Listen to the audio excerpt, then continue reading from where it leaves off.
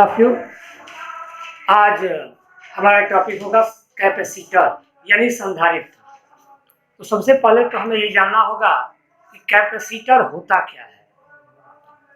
तो कैपेसिटर एक व्यवस्था, एक अरेंजमेंट है या एक युक्ति कह सकते हैं, एक साधन कह सकते हैं, जो आवेश को स्टोर करता है।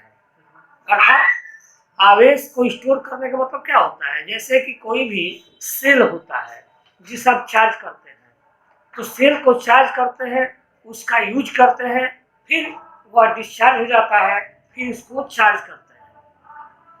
तो क्या आपने देखा है कि किसी सेल को चार्ज किया जाए तो उसका आकार बदल जाए और सेल को डिस्चार्ज कर दिया जाए तो पुनः उसका आकार कम हो जाए, चार्ज करने पर आकार बढ़ जाए, डिस्चार्ज होने पर आकार घट जाए? क्या आपने ऐसा देखा है? तो आप कहेंगे कि नहीं, ऐसा नहीं होता। तो चार्ज किया जाए या डिस्चार्ज किया जाए, फिर भी चालक के आकार में कोई परिवर्तन नहीं होगा, तो इस व्यवस्था को ही हम कहते हैं कैपेसिटर यानी कि संधारित्र।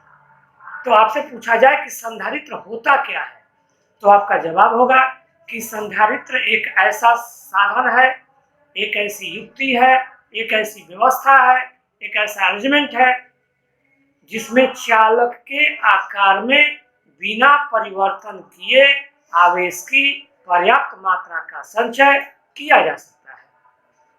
अब ये कैपेसिटर जरूरी नहीं है कि एक समान हो, हर कैपेसिटर की क्षमता अलग अलग हो सकती है। कोई कैपेसिटर होगा, आवेश की मात्रा कोई ज़्यादा स्टोर करेगा, कोई कम करेगा, तो उसके अनुसार कैपेसिटर अलग अलग हो सकते हैं। तो हमारा मकसद यहाँ पे कैपेसिटर होता क्या है, तो हमने सीधा ये कहा कि कैपेसिटर अर्थात संधारित्र एक ऐसा साधन है जिसके आकार में, अर्थात जाहिर कैपेसिटर क्या है, किसी न किसी कंडक्टर वगैरह से मिलकर बना होगा ना। तो संधारित्र एक ऐसा साधन है जिसके चालक के आकार में बिना परिवर्तन किए हुए आवेश की पर्याप्त मात्रा का संचय किया जा सकता है। तो हमारा ये टॉपिक हो गया कि संधारित्र, यहां से संधारित्र एक ऐसा साधन है जिसके चालक के आकार में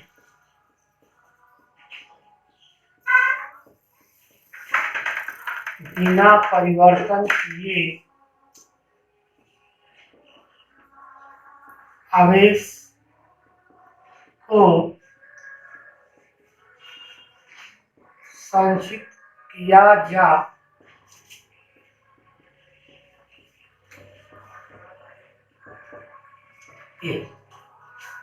तो संधारित्र एक ऐसा साधन है जिसके चालक के आकार में बिना परिवर्तन किए हम आवेश की पर्याप्त मात्रा का संचय कर सकते हैं। ये समझ में आ गया होगा। अब देखिए, प्रश्न ये है कि संधारित्र का प्रिंसिपल क्या है, उसका सिद्धांत क्या है, अर्थात यह किस सिद्धांत पर कार्य करता है। तो आइए, हमारा टॉपिक होगा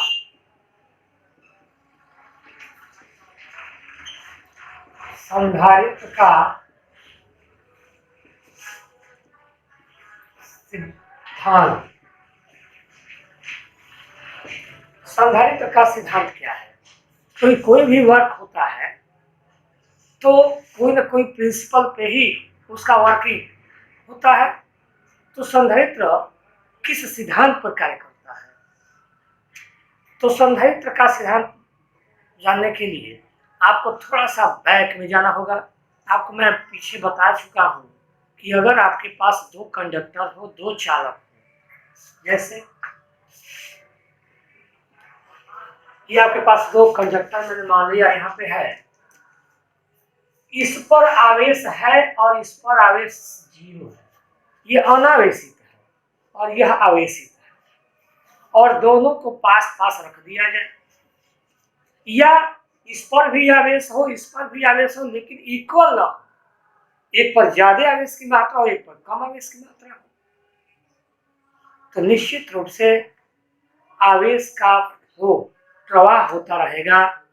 अधिक जो भी चालक होगा, जिस पर आवेश की मात्रा ज्यादा होगी, उसमें से कम वाले पर फ्लुएंसी बनी रहेगी, अर्थात वो प्रवाहित होता रहेगा।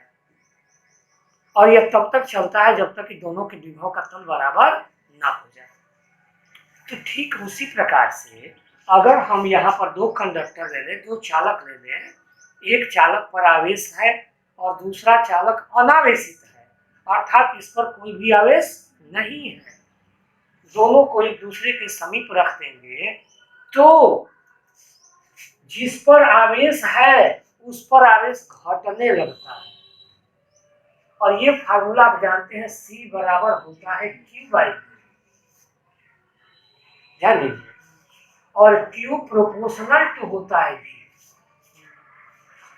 अब बताइए कि यह आवेशित है और मैंने कहा कि एक अनावेशित चालक इसके पास में रख दिया जाएगा तो इस पर आवेश की जो मात्रा है वो क्या हो लगती है, घटने लगती है।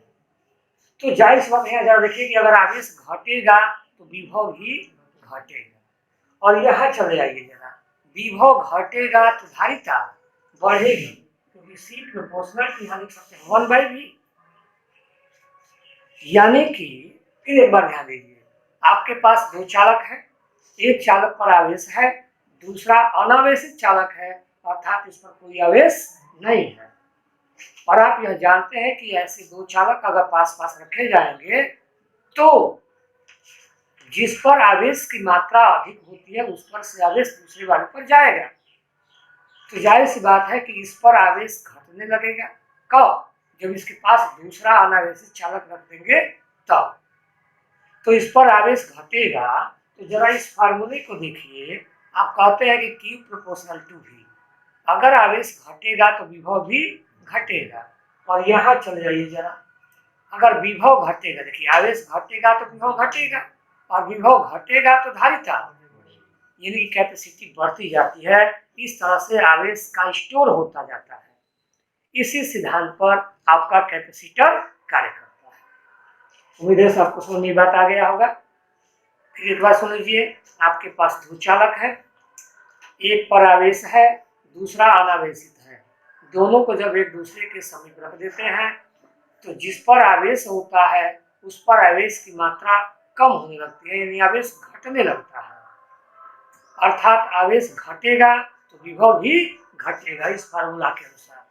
और विभव यदि घटेगा तो यहाँ आप जानते हैं कि C proportional to 1/V, C proportional to 1/V, अर्थात विभव अगर घट जाएगा तो धारिता बढ़ जाएगी। और इस तरह से हमारा आवेश स्टोर होता जाता है और हम किसी भी कैपेसिटर को फुल चार्ज कर देते हैं।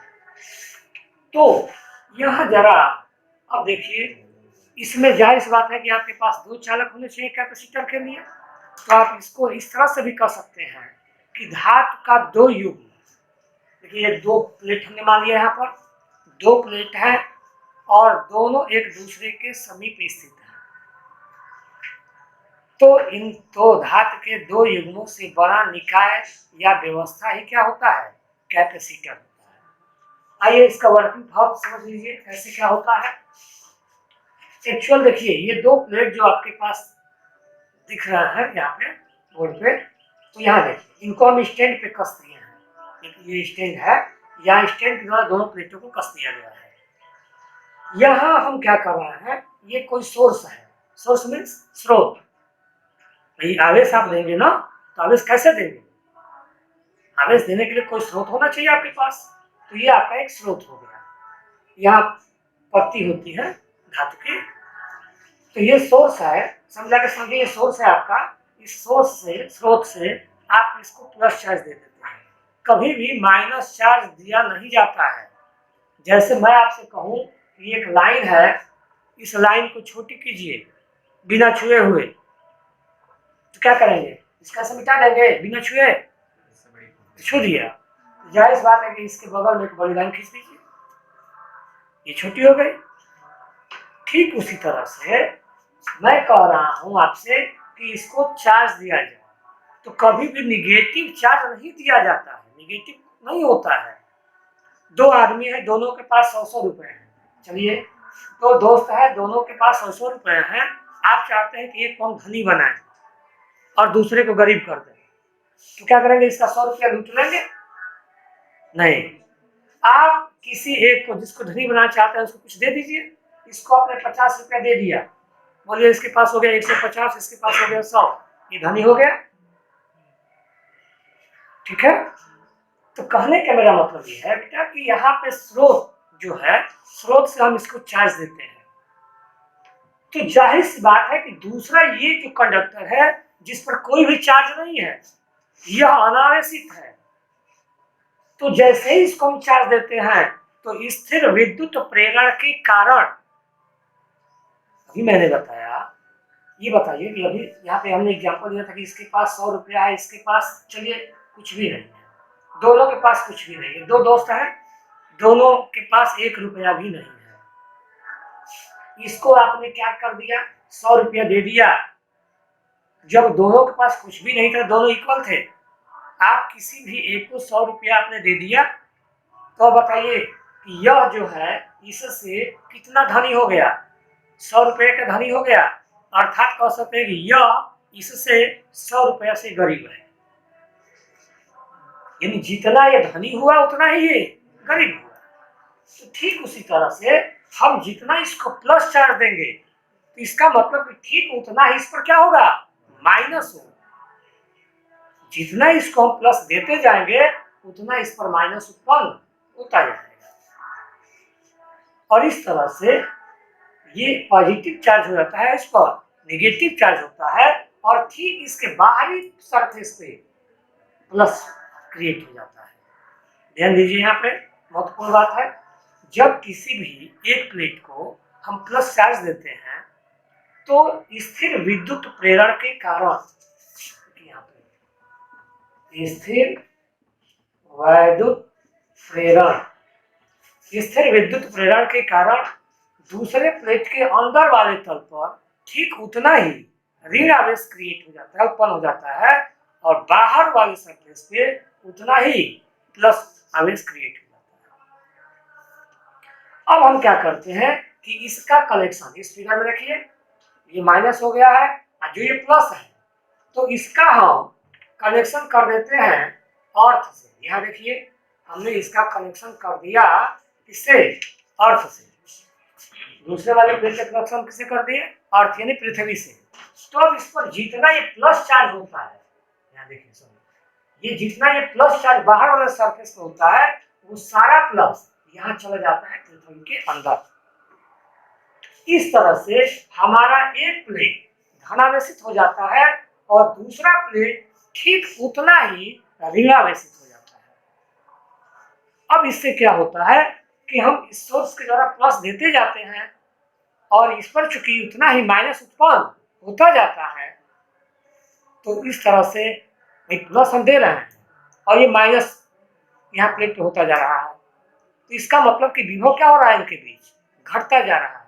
विभव घटता जाएगा तो कैपेसिटी बढ़ती जाएगी, और इस तरह से हम दोनों प्लेटों के बीच आवेश को स्टोर कर देते हैं और उसके बाद पुनः उसका यूज हम अन्य कार्यों में करते जाते हैं।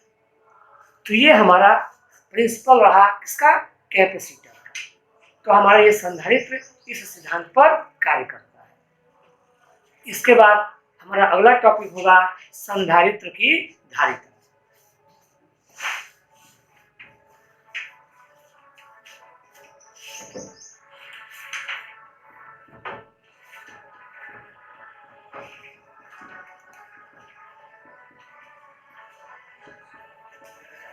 संधारित्र की धारिता क्या है?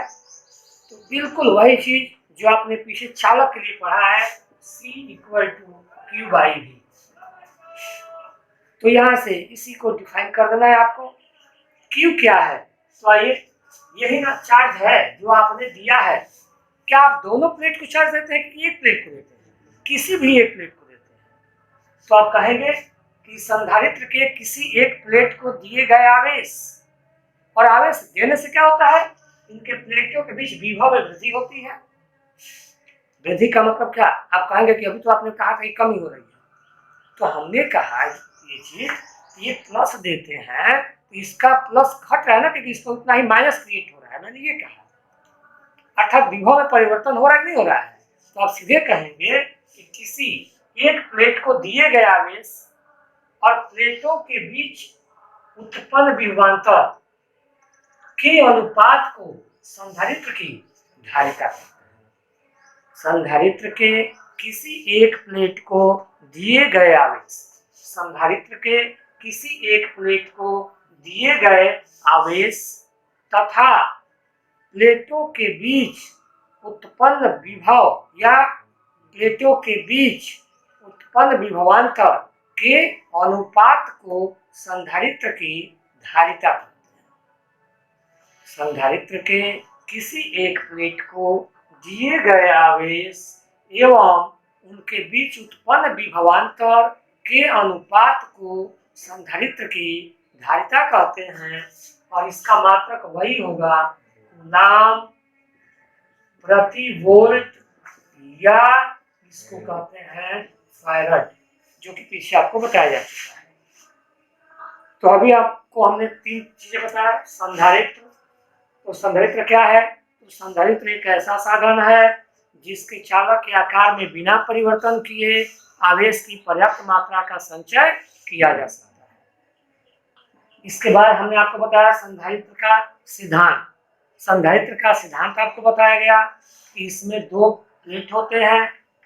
हम किसी स्रोत के द्वारा किसी एक प्लेट को आवेश देते हैं तो स्थिर विद्युत प्रेरण के कारण दूसरे प्लेट के अंदर वाले तल पर ऋण आवेश और बाहर वाले तल पर धन आवेश उत्पन्न होता है। यदि हम इसका संबंध पृथ्वी से कर देते हैं तो इसका संपूर्ण धन आवेश पृथ्वी में चला जाता है। इस प्रकार से एक प्लेट पर पॉजिटिव चार्ज होता है जबकि दूसरे प्लेट पर निगेटिव चार्ज होता है, और इस प्रकार से हम इन प्लेटों के बीच आवेश को स्टोर कर लेते हैं। यानी मुख्य इसका मोटिव क्या है कि अगर 2 चालक आपके पास हो, एक आवेशित हो दूसरा अनावेशित हो, तो आवेशित चालक का विभव लगातार कम होता जाता है। क्यों कम होगा? क्योंकि आवेशित चालक का आवेश कम होता जाता है। अगर हम स्रोत द्वारा हम आवेश इसको न दे बराबर तो इसका सारा आवेश साफ हो जाएगा कुछ देर के बाद। इसलिए हम लगातार आवेश देते जाते हैं और लगातार आवेश इधर चलता जाता है। इस तरह से परिवर्तन होता रहता है। इसके बाद हमने बताया संधारित्र की धारिता। तो संधारित्र की धारिता क्या है? तो संधारित्र के किसी एक प्लेट को दिए गए आवेश और उन प्लेटों के बीच उत्पन्न विभवांतर के अनुपात को संधारित्र की धारिता कहते हैं। इसका मात्रक कूलाम प्रति वोल्ट या फैराड। तो ये हमारा रहा संधारित्र की धारिता। अब प्रश्न ये है कि ये संधारित्र की जो धारिता होती है वो किन किन कारकों पर डिपेंड करती है। तो आइए हमारा नेक्स्ट टॉपिक होगा संधारित्र की धारिता पर प्रभाव डालने वाले कारक।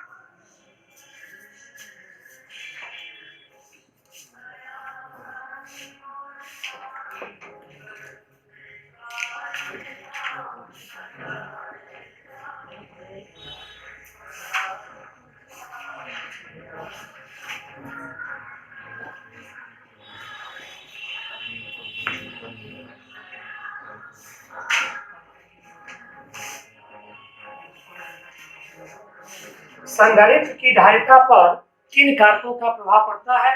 पहला होता है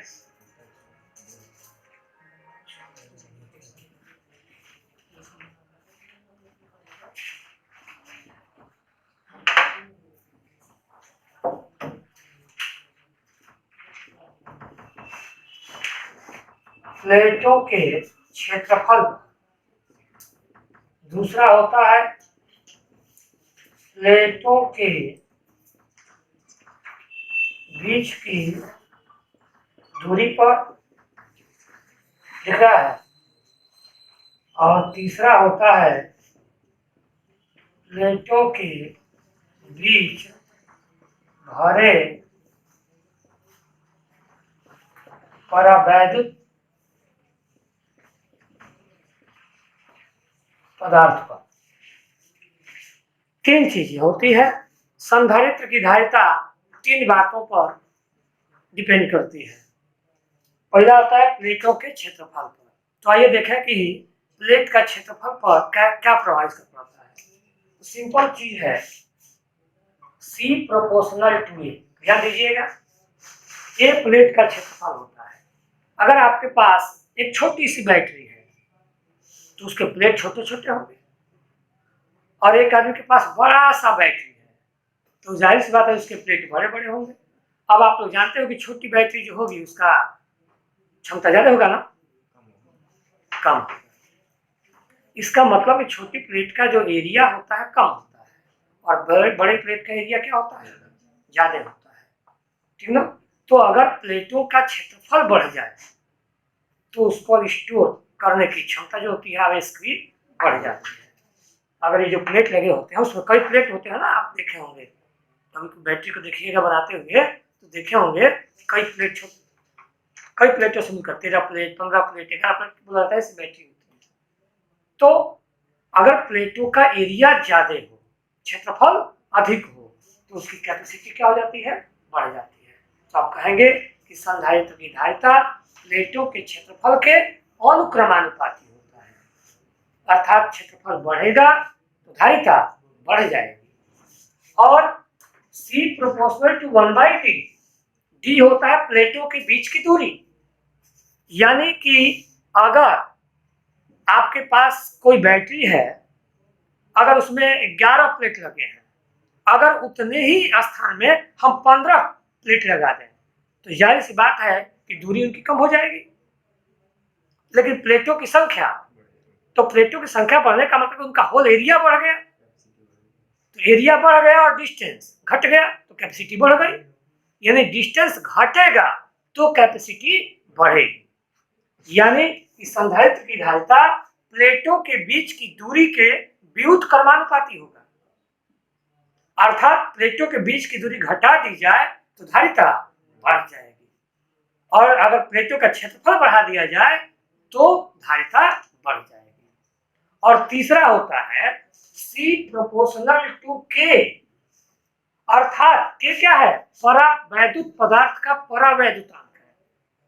प्लेटों के बीच कोई हम परावैद्युत पदार्थ भरते हैं और उस परावैद्युत पदार्थ का परावैद्युतांक जितना ही अधिक होगा तो उसकी कैपेसिटी उतनी ही अधिक होती है। यानी किसी संधारित्र की धारिता प्लेटों के बीच भरे हुए परावैद्युत पदार्थ के परावैद्युतांक के अनुक्रमानुपाती होता है। तो इस तरह से ये आपका तीन बातें रहा। संधारित्र की धारिता प्लेटों के क्षेत्रफल के अनुक्रमानुपाती होता है। दूसरी बात, संधारित्र की धारिता प्लेटों के बीच की दूरी के व्युत्क्रमानुपाती होती है। और संधारित्र की धारिता प्लेटों के बीच भरे हुए परावैद्युत पदार्थ के परावैद्युतांक के अनुक्रमानुपाती होता है।